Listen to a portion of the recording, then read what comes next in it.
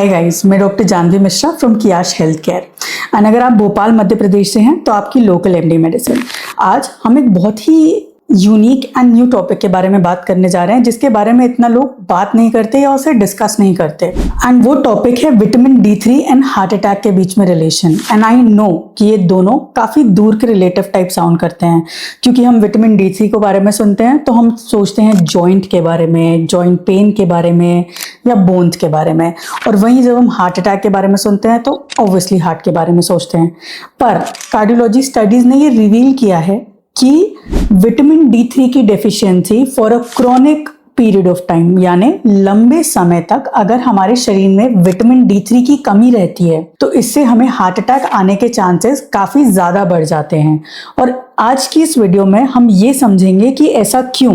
तो सबसे पहले विटामिन D के बारे में बात करते हैं। विटामिन D एक नॉर्मल हार्मोन नहीं है, वो एक स्टेरॉइडल हार्मोन जैसा एक्ट करता है, जो कि हमारी ब्लड वेसल्स की लाइनिंग में रिसेप्टर्स होते हैं जो कि विटामिन D को एक्सेप्ट करते हैं। तो विटामिन D के रिसेप्टर्स हमारी धमनियों में होते हैं, जो उन्हें एक्सेप्ट करके 3 तरीकों से हमारे वेसल में सूजन होने से बचाते हैं। सबसे पहला होता है ब्लड प्रेशर कंट्रोल, यानी कि हमारे बीपी को कैसे कंट्रोल करता है। तो हमारी किडनी एक एंजाइम को प्रोड्यूस करती है जिसका नाम होता है रेनिन। तो वो रेनिन एंजाइम किडनी रिलीज करती है। बीपी उस एंजाइम के रिलीज को कंट्रोल करता है, मतलब कि अगर विटामिन D3 कम होगा तो रेनिन कम होगा, मतलब कि बीपी बढ़ने लगेगा। ये हमारे धमनियों के लचकपन को मेंटेन करके रखता है, जिससे उसमें फैट और कैल्शियम डिपॉजिट नहीं हो पाता और वो अपना काम आराम से बिना बीमारियों के कर पाते हैं। ये इस इन्फ्लेमेशन को हार्ट के आसपास से कम करने में मदद करता है, जिसका मतलब है कि इन्फ्लेमेशन नहीं होगी तो चोट नहीं लगेगी और सडन हार्ट अटैक के रिस्क रिड्यूस होंगे। अब आप सोच रहे होंगे कि वो कंट्री जिसके नाम पे इंडियन समर्स है, उस कंट्री के लोगों को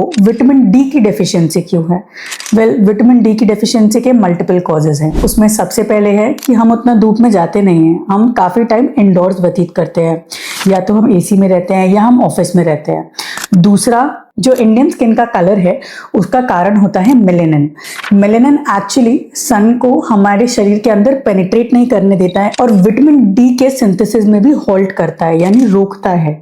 और तीसरा, even though I am a full supporter और मैं सबको ही एडवाइस करूंगी कि वो यूज करें, पर सनस्क्रीन का यूज भी सनलाइट को हमारी बॉडी में पेनिट्रेट नहीं होने देता है और उससे भी विटामिन D का सिंथेसिस कम होता है। इसमें प्रॉब्लमैटिक तब होता है जब हमारा विटामिन D 20 से कम लंबे समय के लिए हो। अब इसके सोल्यूशन पे आते हैं। सबसे पहला सोल्यूशन, सुबह सुबह अर्ली मॉर्निंग की धूप, यानी कि 7 से 9 बजे की धूप को हमको अपने शरीर से लगने देना है बिना सनस्क्रीन के। तो उसमें वॉक करें या सीधे 15 से 20 मिनट छत पर बैठे। दूसरा है, हम डाइटरी चेंजेस से भी विटामिन D को बढ़ा सकते हैं। इवन दो ये हमारी कमी पूरी तरीके से पूरा नहीं करता है, पर तो भी हमें ये कुछ चेंजेस लाने चाहिए। For example, fish, specially salmon fish या मशरूम्स या एग योक या दही का उपयोग ज्यादा करें।